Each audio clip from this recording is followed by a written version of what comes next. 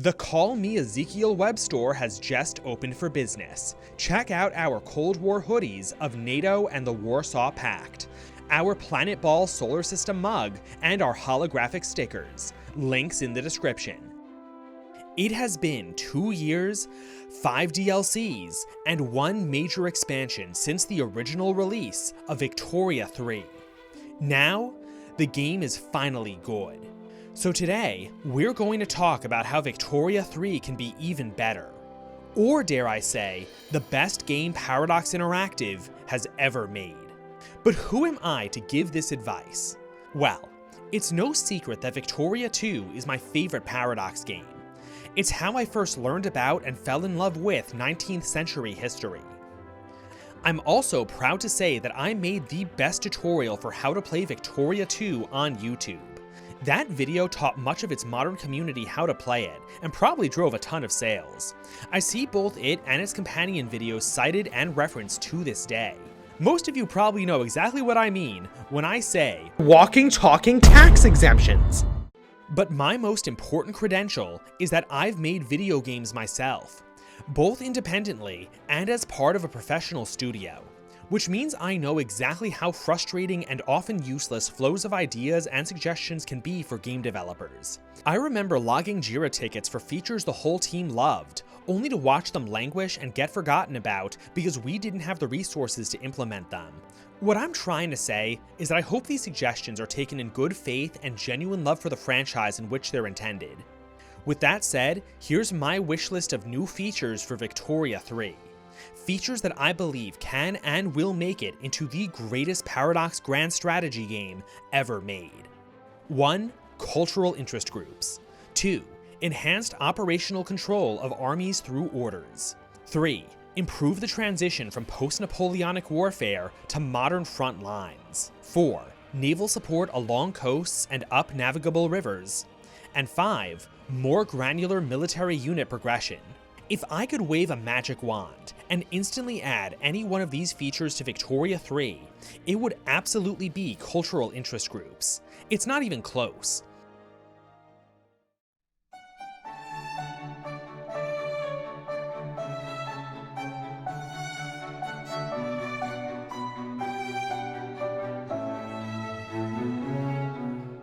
Victoria 3's interest groups are clearly influenced by the ideas of Karl Marx.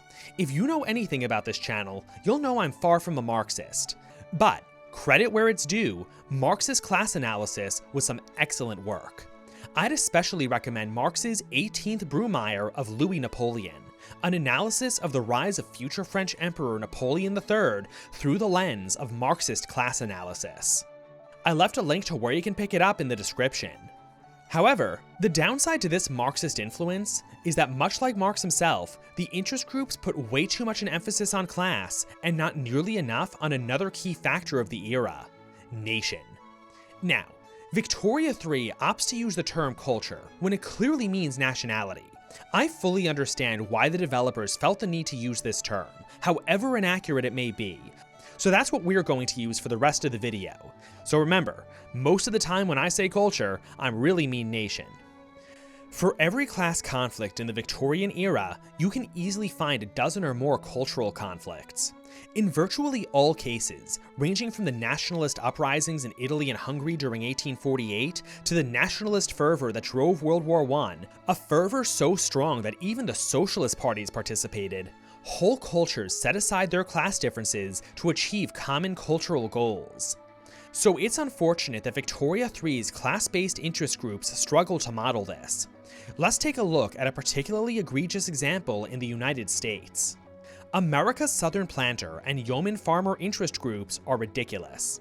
Because they represent whole socioeconomic classes, regardless of culture, aristocrats from the North and South both join the Southern Planters IG, while small farmers across the nation join the Yeoman Farmers, both of which support slavery. Under this system, Northerners are forced to empower pro-slavery interest groups they never supported in real life. Luckily, cultural interest groups can fix this. Right now, the United States begins the game with 3 major cultures: Yankee, Dixie, and Afro-American. With cultural interest groups, each culture will have its own distinct cultural interest group, The Yankee IG could have the abolitionist ideology, Dixie the slaver ideology that gets replaced with a segregationist ideology after Reconstruction, and the Afro-Americans will begin marginalized on account of many of them being enslaved. I would like to address traits real quickly. I've read in the past that the Victoria 3 team does not want to create cultural specializations. If I may speak to the developers directly, I implore you to reconsider. The game would just plain be better for it. But if that's impossible, at least consider the following compromise. This system works just fine if most cultures have the same ideology and traits. Their common ideology will be to live in a state in which they are the primary culture, but would settle to be an accepted culture.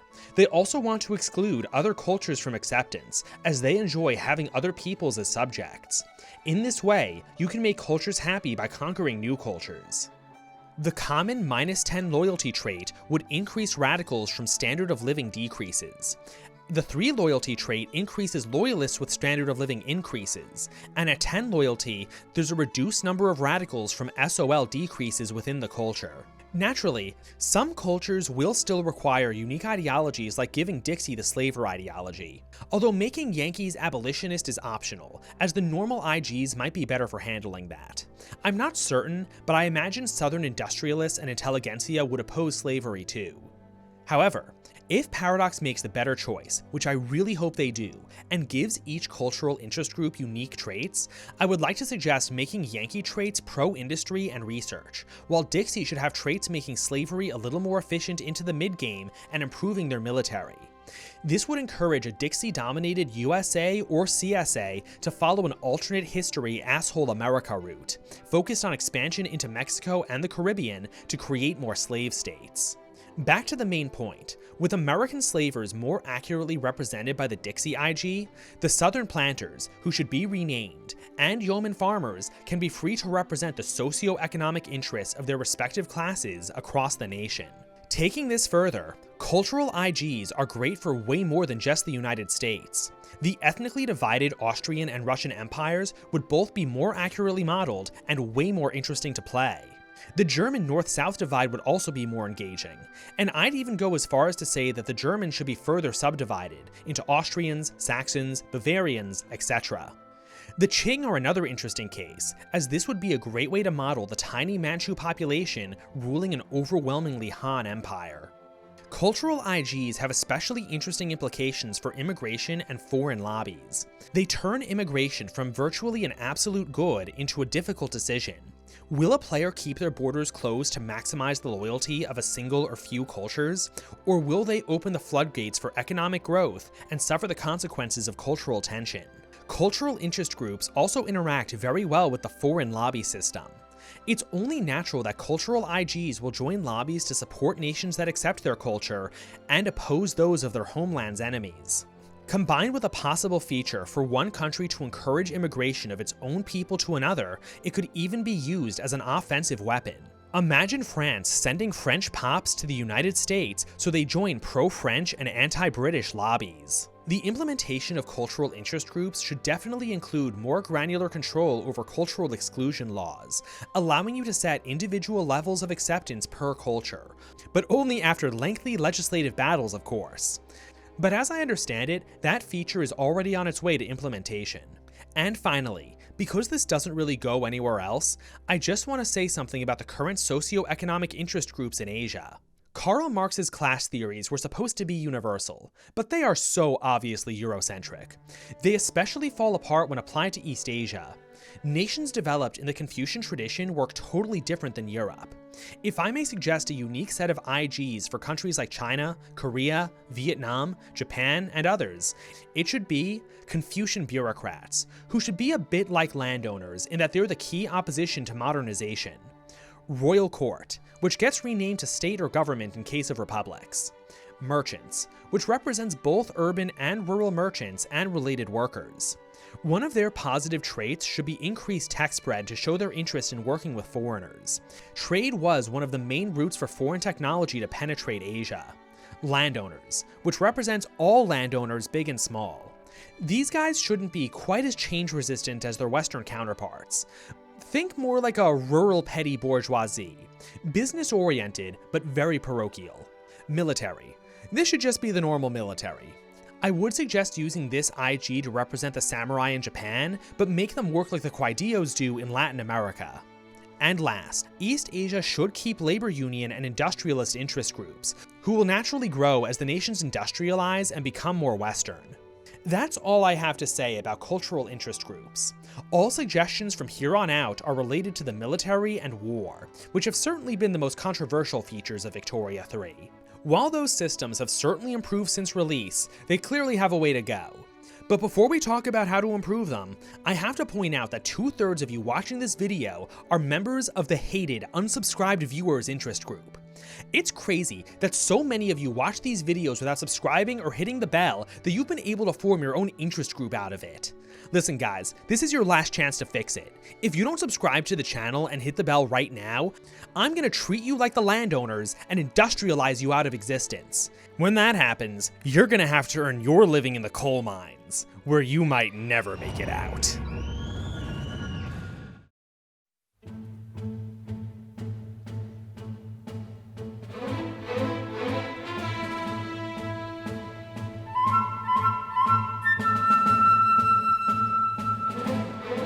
As it stands, every general in Victoria 3 can be ordered to either advance or defend.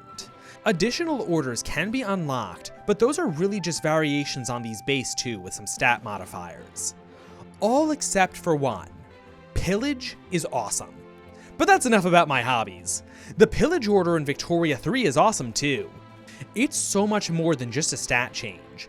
It's a fundamentally different way for an army to fight. When I pick Pillage, I'm not asking myself something like, do I want 10% offense bonus or 15% kill rate? I'm asking myself the strategic implications of damaging the state in which the army will fight. Perhaps I want to annex that state, so don't want to damage it. Maybe it's a rich state that the enemy is destined to keep, so I want to pillage it. Or maybe they're going to keep it, but after the war I need them as a trade partner, so don't want it damaged at all.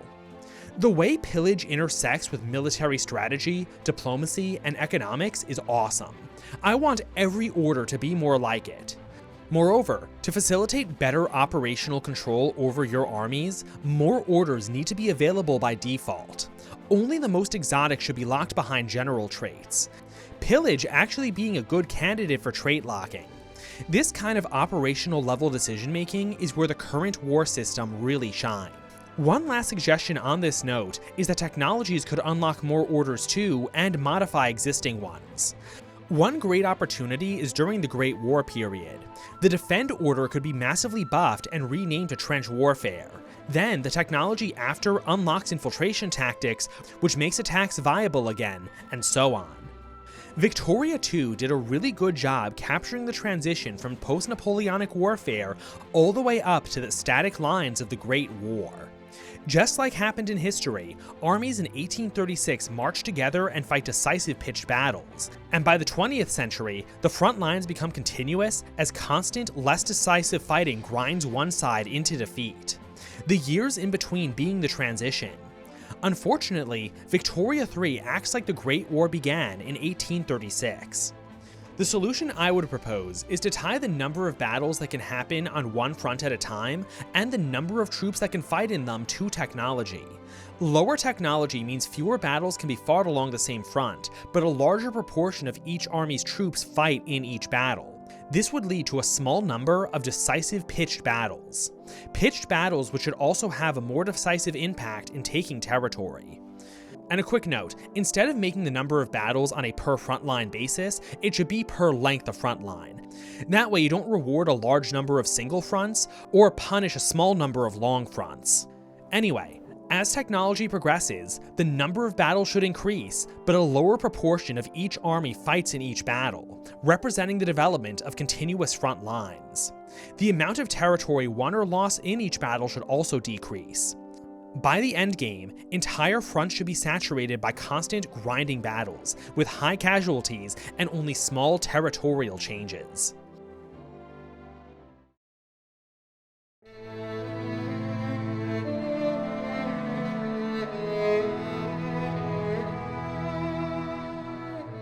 The era covered by Victoria 3 saw radical changes in maritime technology. The earliest steamships have already taken to the sea, and now combined steam sail vessels are becoming the norm. Before the game ends, they will be replaced by purely coal-powered designs, and finally, gasoline. The implications this had for trade, economics, and warfare were massive. Unfortunately, Victoria 3 hardly covers any of it. The main feature I want to see added is the ability for navies to support armies in coastal battles. A few historical examples of this would be in the Opium Wars, American Civil War, especially along the Mississippi River, and the Taiping Rebellion, where one of the Taiping Army's specialties was amphibious operations along the Yangtze. This requires 3 sub-features. First, navies should provide bonuses to armies fighting along coasts and in naval invasions, just like they do in Hearts of Iron 4. Second, this support should extend up navigable rivers. And third, there should be an army order to only advance into states where an army will receive support from fleets, be it along coasts or up rivers.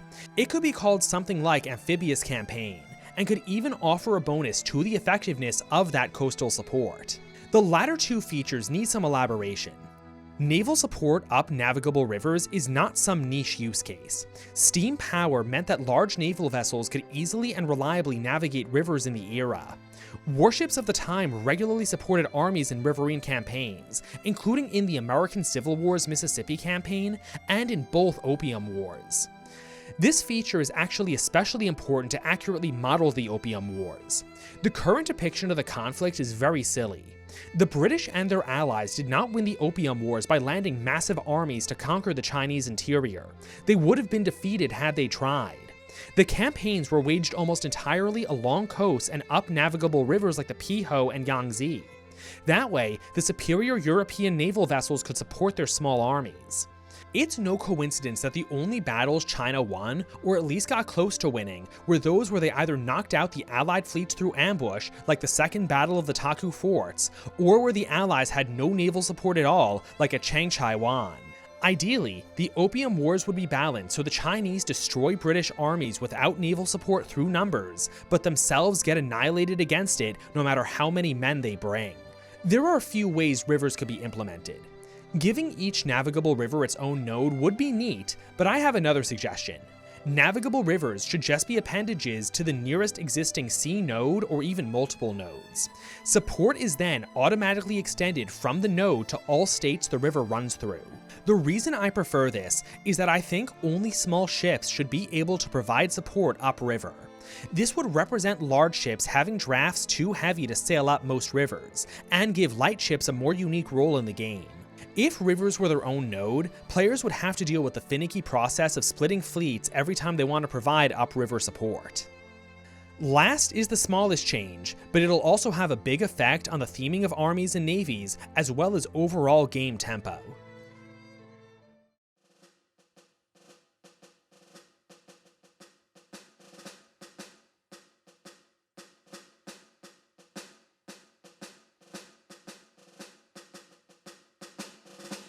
The current progression of military units on both land and sea is nonsensical, both in terms of gameplay and historical accuracy.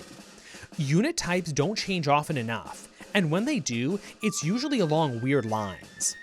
Infantry units quickly go from irregular infantry to line infantry to skirmish infantry. Then, you keep skirmish infantry for decades, all the way up until trench infantry, who then have a lot of upgrades in quick succession after. The names for a lot of units are very weird too. Skirmish infantry suggests the kinds of skirmishers European armies already prominently featured since the mid-1700s, but they require ammunition, which implies they're supposed to represent troops firing mini-balls out of rifle muskets. But the whole point of rifle muskets is that they're mass-produced for line infantry. It just doesn't make any sense. This is related to the rather baffling decision to tie key battlefield developments like rifling and breech loading to production methods, because those are the solution to this whole problem.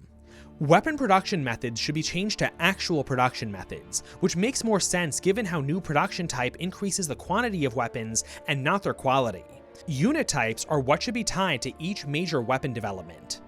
Here are my suggestions for unit progression. For infantry, I propose irregular infantry, flintlock infantry, caplock infantry, Rifle musket or Minet ball infantry. Oh, and quick aside, the fact that ammunition and skirmish infantry are not the same tech is very confusing. They should be the same tech called Minet balls or perhaps rifle muskets, or at the very least, ammunition should be a prerequisite tech to unlock any units that need it. The list then goes: breech loader infantry, or integrated cartridge infantry if you want to keep with the ammo type theming, smokeless powder infantry, machine gun infantry, magazine fed or stripper clip infantry, and finally, mechanized infantry. That's 8 tiers of infantry, plus mechanized infantry as an endgame alternative to use in limited numbers. That's one transition an average of every 12.5 years, which is much smoother than the current tempo. For artillery, I would suggest artillery, horse artillery, breech-loaded artillery, siege artillery, landships, and tanks. And for cavalry, I would suggest irregular cavalry, Napoleonic cavalry, just regular cavalry, trench cavalry, and light tanks. For small ships, it should go frigate, which, by the way, since these are sail-based, they shouldn't be allowed to give upriver support. Then screw frigates, who can give upriver support, ironclads, which it is essential you not call ironclad frigates. Frigate at the time just meant a single-deck ship. During the Age of Sail, that usually meant smaller, lighter ships as those were the ones with less gun decks, but the invention of ironcladding saw even the heaviest vessels only feature a single gun deck, meaning the phrase ironclad frigate stopped having anything to do with size. Anyway, the next ship should be turreted ironclad, then torpedo boat, and finally, destroyer. For big ships, it should go ship of the line, steamship of the line, sea-going ironclad, a term that reliably denotes heavier ironclad vessels meant to fight in the line, ramming ironclad, representing turreted heavy ships of the line built for ramming during the ramming craze period, dreadnoughts, battleship, and aircraft carriers, which should have the same relationship to battleships as mechanized infantry has to squad infantry, and that they're so much more expensive that they're not meant as a full replacement and more of a solid core to build the rest of your fleet around. I also think that 2 new tracks of ships should be added to the late game to better simulate the new dynamic created by torpedoes. Torpedo ships should be made very good at killing big ships, and a new ship class, the cruiser, should come in to protect the big ships from the torpedoes. I would suggest 3 tiers that goes protected cruiser to armored cruiser to just regular cruiser, or you could do an option between light cruisers and heavy cruisers if you want to be fancy about it. And finally, since we moved aircraft carriers to heavy ships, submarines should be left with their own track that goes mini-submarine to U-boat to submarine. Their unique role being that they're awesome at killing convoys and unguarded capital ships, but get hunted down by small ships and, to a lesser extent, cruisers. And just a quick thought regarding submarines. I think it would be really neat if there was an event that could trigger during wars between the 1850s to 70s to experiment with primitive submarines. The options being to dismiss the project and gain a temporary bonus to your surface fleet for 5 years, or go through with the experiment and get some free innovation points on the earliest submarine technology. Before finishing, I just want to include one bonus suggestion: monetary policy. The period of Victoria III features the rise of central banking around the world, including the founding of the most powerful central bank in human history, the American Federal Reserve. This coincided with the fall of the gold standard and eventual drive towards fiat currencies. As it stands, central banking and currency are just a few throwaway technologies. What I propose is having these technologies unlock new laws and institutions. This would both create interesting gameplay opportunities and fit Victoria III's themes very nicely. Here's what the monetary policy laws could look like. 1. Commodity market, which is what most underdeveloped nations should start with. This is an economy operating on physical gold and silver. It comes with no institution and a penalty to market access representing the difficulties of transporting and exchanging physical bullion. It could also give a penalty to international trade. Gold standard, an economy operating with gold-backed paper currency. This is what most of Europe and the Americas should start with, as well as parts of Asia. All of the penalties are removed, and there's now an institution that lowers interest rates and increases standard of living to represent the difficulty of currency debasement under a gold standard. Silver or gold exchange standard. This is a more wacky option, but worth including. Its institution would be just like the gold standard, but have a bigger bonus to interest rates and a lower bonus to standard of living. And finally, fiat currency. This represents currency backed by nothing, and only gets unlocked with relatively late technology. The institution this law creates decreases interest rates much more than the other options, and mints new free money directly into the government's account. However, the bigger the institution, the greater the standard of living penalty, representing that wealth coming straight out of your people's pockets. And those are my suggestions for features for Victoria 3. If any Victoria 3 team members are watching, I hope again that these suggestions are taken in the good faith and love for the franchise in which they're intended. And for the general audience, I would love to read your thoughts and suggestions in the comments below. Like, comment, and subscribe for more. I'll see you in the next one.